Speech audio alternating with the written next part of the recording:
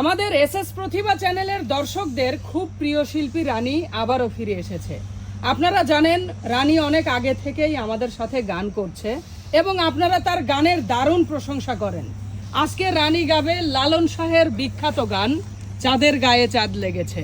রানী, জি ভাইয়া, সুন্দর করে ধরো দেখি। ঠিক আছে। ওরে ঝিয়ের পেটে মায়ের জন্ম,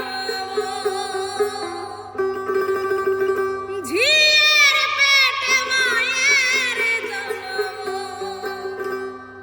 তারে তোমরা বলো কি?